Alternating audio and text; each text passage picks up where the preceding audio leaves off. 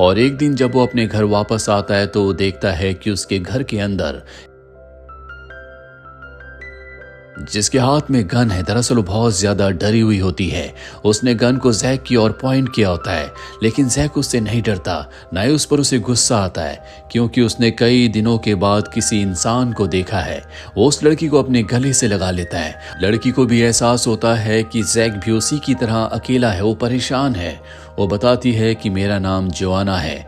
एक दिन अचानक से सब के सब गायब हो गए, मेरा बॉयफ्रेंड भी, और तब से मैं अकेली सरवाइव कर रही हूँ। एक दिन मैंने शहर में तुम्हारा पोस्टर देखा जिसमें तुमने अपने घर की लोकेशन को इंडिकेट किया था, और तभी मैं यहाँ पर पहुंची। जैक बताता है कि जो तुम्हारा हाल है वही हाल मेरा भी है। अगली सुबह दोनों के दोनों गाड़ी से शहर में किसी तीसरे इंसान को ढूंढने के लिए जाते हैं, पर कई दिनों तक ढूंढने के बाद भी इन्हें कोई तीसरा इंसान नहीं मिलता। जैक जोआना को बता देता है कि मैं एक साइंटिस्ट था और हमारी जो टीम थी वो एक प्रोजेक्ट पर काम कर रही थी जिसके मैं खिलाफ था। दरअसल वो एक एनर्जी ग्रिड बनाना चाहते थे जो कि ग्लोबल हो, जिससे बिना वायर के हम इलेक्ट्रिसिटी को एक जगह से दूसरी जगह तक भेज सकते हैं। हमें अपना फोन चार्ज करने के लिए किसी चार्जर की जरूरत नहीं होगी। लेकिन शायद वो जो हमारा प्रोजेक्ट था वो पूरी तरह से फेल हो गया, जिस वजह से सब के सब इंसान, पशु पक्षी, जानवर गायब हो गए, क्योंकि वो एनर्जी हवा में हमेशा होती है, लेकिन जब वो लो इंटेंसिटी पर होती है तो किसी को नुकसान नहीं पहुंचता, पर जब वो हाई इंटेंसिटी पर पहुंच जाती है तो सब के सब हवा में घुल जाते हैं। और एक यही कारण था कि जब हमने मशीन्स के जरिए उस एनर्जी को हवा में बढ़ाया तो सब के सब गायब हो गए। लेकिन हम कैसे बच गए मुझे इस बारे में कुछ नहीं पता। अब इन दोनों को साथ रहते हुए कई दिन हो जाते हैं। जैक जोआना को पसंद करता है और अब ये एक दूसरे के बहुत करीब भी आ चुके हैं, लेकिन अब भी ये हर सुबह अपनी अपनी गाड़ी से शहर में किसी तीसरे इंसान को ढूंढने के लिए जाते हैं। साथ ही इनकी गाड़ी में वॉकी टॉकी होता है जिससे ये एक दूसरे से कम्युनिकेट करते रहते हैं। और जब जैक शहर में घूम रहा होता है तभी सड़क पर एक ट्रक खड़ा होता है। जैक जब उसके पास जाता है तो एक नकाबपोश आता है जिसके हाथ में गन होती है। वो जैक से पूछता है क्या तुम अकेले हो?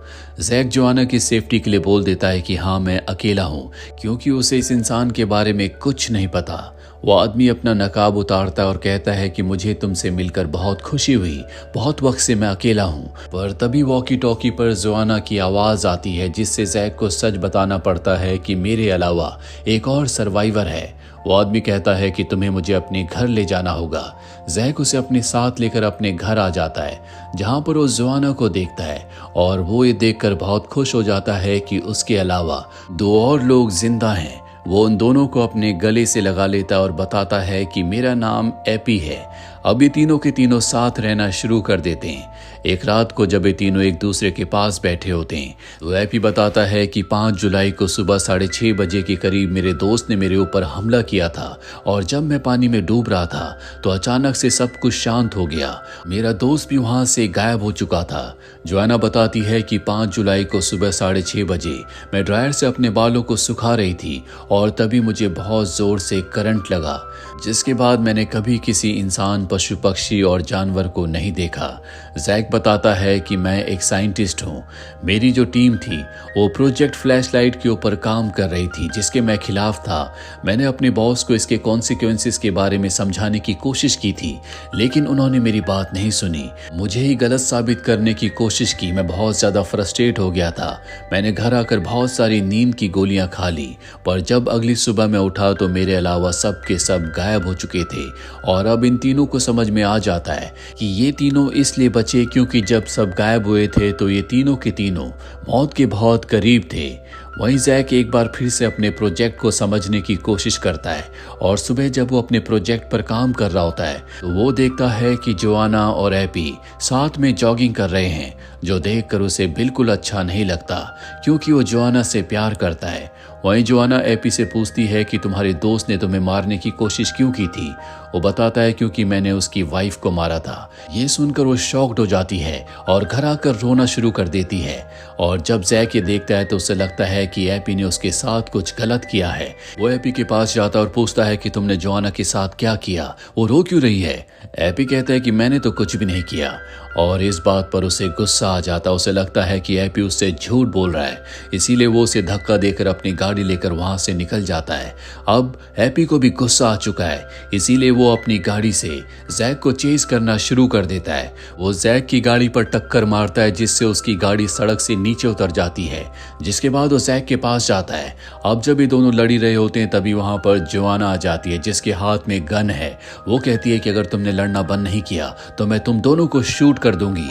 ये दोनों लड़ना बंद कर देते हैं और अब ये दोनों के दोनों जोआना की गाड़ी में बैठकर जब वापस घर की तरफ जा रहे होते हैं। जैक बताता है कि 5 जुलाई को 6:30 बजे जो फ्लैश लाइट चमकी थी, जिसकी वजह से पूरी दुनिया के लोग गायब हो गए थे, वो लाल रंग की लाइट एक बार फिर से फ्लैश होने वाली है, जिसके बाद हम तीनों भी गायब हो जाएंगे। हमें किसी भी कीमत पर इसे रोकना होगा।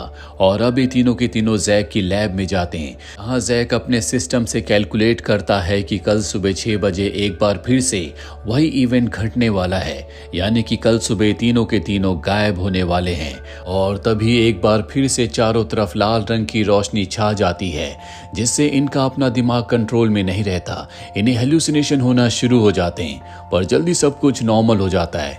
जोआना नॉर्मल होने के बाद एपी को इमोशनल होकर अपने गले से लगा लेती है, जो देखकर जैक को बहुत गुस्सा आता है। अंदर ही अंदर वो जेलस है, क्योंकि वो जोआना को पसंद करता है। जोआना इसके बाद जैक को कहती है कि तुम्हारी कैलकुलेशन गलत हो गई, फ्लैशलाइट कल के बदले आज ही हो गई और हम सब के सब पूरी तरह से नॉर्मल हैं। जैक कहता है कि मेरी कैलकुलेशन गलत नहीं है, ये सिर्फ एक सिम्टम है। कल सुबह 6 बजे जो फ्लैशलाइट होगी उसकी पावर बहुत ज्यादा होगी, जिसके बाद हम सब गायब हो जाएंगे। और अगर हमें इसे रोकना है तो हमें इस पूरी लैब को डिस्ट्रॉय करना होगा, क्योंकि लैब के अंदर से जो रेडिएशन निकल रहा है उसी की वजह से सब कुछ हो रहा है। और अभी तय करते हैं कि ये लैब को ब्लास्ट कर देंगे, जिसके लिए ये एक फैक्ट्री में जाते हैं जहां पर बहुत सारा एक्सप्लोजन होता है। ये एक ट्रक में बहुत सारे एक्सप्लोजन को लोड कर लेते हैं। जैक ने एक रिमोट भी बना लिया होता है जिससे एक्सप्लोजन्स को ब्लास्ट कर सकते हैं।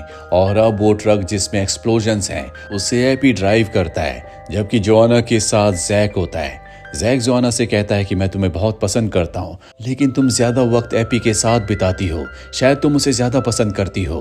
वो कहती है कि मैं तुम दोनों को ही पसंद करती हूँ, लेकिन एपी के साथ मेरी हमदर्दी है। उस दिन उसने मुझे बताया था कि उसके दोस्त की जो वाइफ है उसे बहुत पसंद किया करती थी, लेकिन वो अपने दोस्त को धोखा नहीं देना चाहता था, इसीलिए उसने अपने दोस्त की वाइफ के प्रपोजल को एक्सेप्ट नहीं किया, जिस वजह से उसने अपनी जान ले ली। और जब ये बात उसके दोस्त को पता चली तो उसे लगा कि एपी ने उसकी वाइफ को मारा है, इसीलिए उसने उसे मारने की कोशिश की थी। एपी एक अच्छा इंसान है, मैंने उसकी आंखों में दर्द देखा है, इसीलिए उसके लिए मेरे दिल में हमदर्दी है। जैक को भी समझ में आ जाता है कि एपी को सच में किसी की जरूरत है। अब वहां पर एपी भी ट्रक लेकर आ जाता है, जिसके बाद जोआना उसके साथ ट्रक में बैठ जाती है।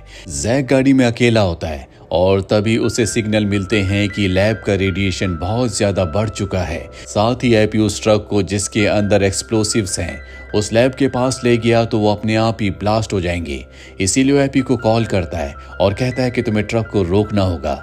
एपी को लगता है कि वो जेलस है, जोआना उसके साथ है, इसीलिए वो उससे झूठ कह रहा है। जिसके बाद वो अपने रेडियो वाले फोन को ऑफ कर देता है और अब जैक अपनी गाड़ी को तेज चलाता है और किसी तरह से उनके ट्रक के आगे अपनी गाड़ी को रोकता है और उन्हें बताता है कि लैब का रेडिएशन बहुत ज्यादा बढ़ चुका है, अगर तुम ट्रक लेकर उसके पास गए तो अपने आप ही ट्रक ब्लास्ट हो जाएगा, हमें कोई और प्लान बनाना होगा। वो दोनों ट्रक से नीचे उतर जाते हैं, जिसके बाद जैक कहता है कि मैं शहर जाकर कुछ ऐसे इक्विपमेंट्स को लाता हूं जिससे ट्रक अपने आप ही चलकर उस जगह तक पहुंच जाएगा। जैक वहां से निकल जाता है। वहीं जैक के जाने के बाद एपी और जोआना एक दूसरे के बहुत करीब आ जाते हैं। 6 बजने में अब मात्र आधा घंटा बचा है। जोआना कहती है कि 6 बजे एक बार फिर से फ्लैशलाइट होगी और हम सब गायब हो जाएंगे। अब तक जैक वापस नहीं आया। एपी कहता है कि अगर वो वापस नहीं आया तो मैं खुद ट्रक को उस जगह ले जाऊंगा और तुम्हें और जैक को बचा लूंगा। तभी ने ट्रक की आवाज आती है। ये देखते हैं कि जैक ट्रक को लेकर लैब की तरफ जा रहा है। दरअसल जैक को इस बात का भी गिल्ट होता है कि वो भी उस प्रोजेक्ट का हिस्सा था, जिस प्रोजेक्ट की वजह से सब के सब गायब हो गए। पिछली बार वो इस प्रोजेक्ट को रोक नहीं पाया था, पर इस बार ब्लास्ट करके अपनी जान देकर वो इस फ्लैशलाइट को होने से रोकना चाहता है ताकि जोआना और एपी की जान बच जाए। वो ट्रक को लेकर लैब के अंदर चला जाता है और तभी एक बहुत बड़ा ब्लास्ट होता है जिससे पूरी की पूरी लैब डिस्ट्रॉय हो जाती है। पर साथ ही